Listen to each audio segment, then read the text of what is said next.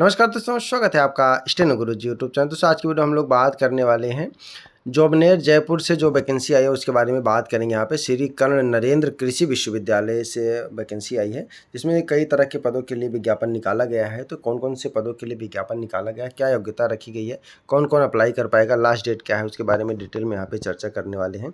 तो वीडियो को अंत तक देखते रहिएगा। और अगर अभी तक आपने हमारे चैनल को सब्सक्राइब नहीं किया तो प्लीज़ सब्सक्राइब करके नोटिफिकेशन बेल ऑन रखना, जिससे इंपॉर्टेंट वीडियो आपसे मिस ना हो। दोस्तों ये जो वैकेंसी है ये श्री कर्ण नरेंद्र कृषि विश्वविद्यालय जयपुर से है, ठीक है, जिसमें आपके स्टेनोग्राफर के भी पोस्ट हैं। ठीक है, विज्ञापन संख्या आपको यहाँ पे दिया गया है 2023-03-1670, ठीक है, और ये दिनांक 15/6/2023 के है। और यहाँ पे इसको जाके देख सकते हैं, इसका वेबसाइट दिया गया है, ठीक है। वेबसाइट के लिंक पे जाके क्लिक करके देख सकते हैं, और इसका पीडीएफ हम आपको टेलीग्राम पर भी शेयर कर देंगे, वहाँ पे भी जाके आप इसको देख सकते हैं। देखिए नोटिफिकेशन पढ़िए और विधिवत आश्वस्त हो लीजिए। अगर आप एलिजिबिलिटी रखते हैं और तैयारी करते हैं तो आप अप्लाई कर सकते हैं। पदों की संख्या देखते हैं तो दोस्तों यहाँ पे पदों की संख्या अलग अलग कैटेगरी वाइज भी दिखाया गया है, और कौन कौन से पदों के लिए कितनी वैकेंसी निकाली गई ये भी देखते हैं। उससे पहले दोस्तों अगर हम इम्पॉर्टेंट डेट की बात करें तो जो फॉर्म भरने का अंतिम तिथि है वो आपका 17 जुलाई है, ठीक है। 17 जुलाई तक आप फॉर्म भर पाएंगे, उसके बाद ये लिंक जो है एक्टिव नहीं रहेगा, तो इस बात को ध्यान रखिएगा। और अब वही हम पदों की संख्या की बात करें तो पदों की संख्या जो निकाली गई है, देखिए यहाँ पे कंप्यूटर प्रोग्रामर, सहायक स्टेनोग्राफर और स्टेनोग्राफर ग्रेड थर्ड, ठीक है। तो बेसिकली इस वीडियो में हम लोग स्टेनोग्राफर के बारे में ही बात करेंगे। बाकी अगर और पदों के लिए आपको चाहिए, जैसे इसमें कलर की भी है, ड्राइवर की भी है, इलेक्ट्रीशियन की भी है, और भी पदों के लिए वैकेंसी निकाली गई है, तो आप उसका देख सकते हैं, नोटिफिकेशन में पढ़ सकते हैं क्या योग्यता है, ठीक है। स्टेनोग्राफर के बारे में हम लोग यहाँ पे बात करते हैं। स्टेनोग्राफर की अगर हम बात करें दोस्तों तो 6 पद जो है यहाँ पे स्टेनोग्राफर के लिए है, और 7 पद जो है स्टेनोग्राफर ग्रेड थर्ड के लिए है, ठीक है। तो दोनों में सैलरी का अंतर है, बाकी सब कुछ वही है, ठीक है। ग्रेड ये जो स्टेनोग्राफर है ये इसमें 6 पद जो है उसमें सैलरी थोड़ी सी ज़्यादा होगी, और स्टेनोग्राफर ग्रेड थर्ड में थोड़ी सी कम होगी। आगे देख लेते हैं क्या है, वो भी हम आपको बताते चलेंगे यहाँ पे, ठीक है। और यहाँ पे बता दूँ कि जो आरक्षण का लाभ है वो राजस्थान के निवासियों को ही मिलेगा, ठीक है। बाकी अगर आप अदर स्टेट से हैं तो आपको जनरल में अप्लाई करना होगा, ठीक है। तो यहाँ पे अगर हम स्टेनोग्राफर की बात करें तो जर्नल की जो है वो 4 वैकेंसी है, बाकी 2 वैकेंसी आरक्षण के लिए है, और ग्रेड थर्ड में 4 वैकेंसी जो है वो जनरल के लिए है, बाकी सब आरक्षण है, ठीक है। तो आरक्षण का लाभ केवल राजस्थान के निवासियों को ही मिलेगा, ठीक है, चाहे वो आयु सीमा में हो, चाहे वो फीस वगैरह में हो, ठीक है। आगे बढ़ते हैं दोस्तों, और यहाँ पे देखिए आवेदन की प्रक्रिया यहाँ पे दिया गया है कि आवेदन परीक्षा हेतु आवेदन केवल ऑनलाइन माध्यम से ही भरा जाएगा, बाकी कोई मोड से स्वीकार नहीं किया जाएगा, और 17 जुलाई तक आपको फॉर्म भर देना है। उसके बाद लिंक जो है एक्टिव नहीं रहेगा, आप उसको भर नहीं पाएंगे। अगर आप एलिजिबिलिटी रखते हैं तो आप देख सकते हैं, ठीक है। पहले आप नोटिफिकेशन पढ़िए, उसके बाद इच्छा है तो भरिए, जरूरी नहीं कि आप किसी के बताने या कहने से फॉर्म भर दीजिए, ठीक है। अगर आपकी तैयारी है तभी आप फॉर्म भरिए।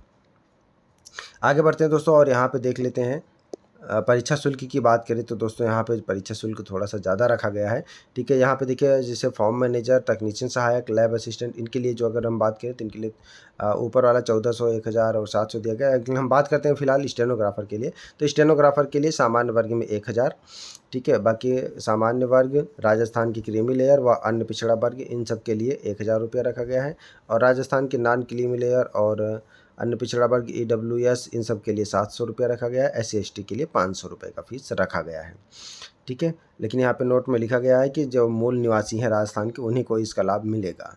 आयु सीमा की बात करें दोस्तों तो 18 से 40 साल की एज आपका होना चाहिए, ठीक है। 18 से 40 साल की एज के अंदर है तो आप अप्लाई कर सकते हैं। बाकी कैटेगरी वाइज यहाँ पे छूट भी एज में दिया जाएगा। 40 साल के बाद भी अगर छूट की आपको ज़रूरत पड़ती है तो हमें नहीं लगता आप तैयारी कर रहे होंगे, फिर भी अगर ज़रूरत है तो आप अगर राजस्थान की निवासी हैं तो आपको आरक्षण का लाभ मिल जाएगा।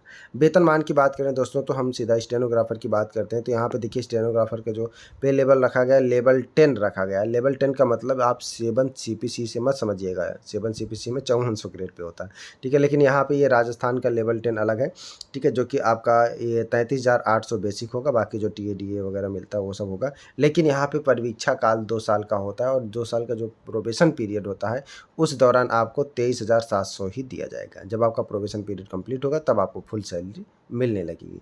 ये राजस्थान का नियम है, ठीक है। वहीं अगर स्टेनोग्राफर ग्रेड 3 की बात करें तो इनको लेवल 5 रखा गया, यानी कि 20,800 बेसिक होगा, ठीक है, और 14,600 इनको जो है परीक्षा काल के दौरान दिया जाएगा, ठीक है। शैक्षणिक योग्यता की बात करें दोस्तों तो हम स्टेनोग्राफर की बात करते हैं सीधा आशुलिपि की। तो यहाँ पे देखिए किसी मान्यता प्राप्त बोर्ड से सीनियर सेकेंडरी या समकक्ष परीक्षा उत्तीर्ण होना चाहिए, यानी आपने इंटर पास कर लिया है, ठीक है, इंटर पास कर लिया है और साथ में आपके पास कंप्यूटर की कौन कौन सी डिग्री यहाँ पे मान्य कर रहे हैं, कौन कौन सा सर्टिफिकेट चाहिए।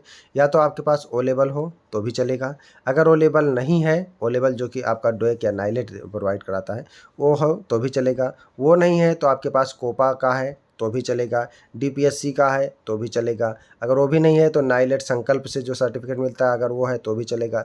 इसके अलावा अगर वो भी नहीं है तो आपने जो है इंटर में अगर आपने कंप्यूटर सब्जेक्ट के रूप में रखा है तो भी चलेगा, ठीक है, और आपके पास RSCIT का कोर्स है तो भी चलेगा। इन सब में से कोई सा भी एक है तो आप इसके लिए एलिजिबल हैं। साथ में आपके पास 100 शब्द प्रति मिनट की स्पीड से जो है शॉर्ट हैंड की दक्षता होनी चाहिए और हिंदी में 30 शब्द और इंग्लिश में 40 शब्द प्रति मिनट की स्पीड से टाइपिंग होना चाहिए, ठीक है। इसकी सर्टिफिकेट तो नहीं मांगी गई है यहाँ पे, बट सर्टिफिकेट केवल आपका इंटर और कंप्यूटर का मांगा गया है, लेकिन ये शॉर्ट हैंड की स्पीड आपकी कितनी होनी चाहिए, ठीक है। और यही आपके लिए जो स्टेनोग्राफर ग्रेड 3 का है इसमें भी है, बस उसमें क्या है कि यहाँ पे जो है वही 100 की स्पीड से यहाँ भी रखा गया है, ठीक है, सब कुछ वही रखा गया है, सेम चीज़ें रखा गया है, कोई अंतर नहीं है, ठीक है। तो आप लोग दोनों में अप्लाई करिएगा क्योंकि स्टेनोग्राफर अगर आप स्टेनोग्राफर में जाते हैं तो वहाँ सैलरी ठीक मिलेगी और स्टेनोग्राफर नहीं मिलता तो स्टेनोग्राफर ग्रेड 3 भी ले सकते हैं, ठीक है।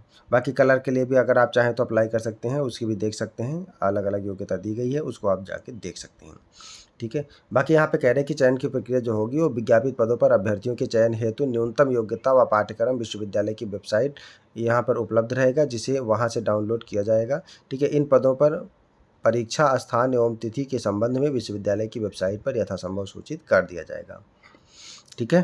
क्या क्या सिलेबस होगा, कौन सी होगा, सब कुछ वहाँ पे दिया जाएगा, विश्वविद्यालय की वेबसाइट पे अलग से दिया जाएगा। अभी सिलेबस वगैरह यहाँ पे नोटिफिकेशन में नहीं दिया गया है, ठीक है। और यहाँ पे देखिए अभ्यर्थी द्वारा एक से अधिक पदों हेतु आवेदन करने की स्थिति में प्रत्येक पद के लिए अलग अलग आवेदन करना एवं शुल्क भी अलग अलग देना होगा। कमाई अच्छी है, ठीक है।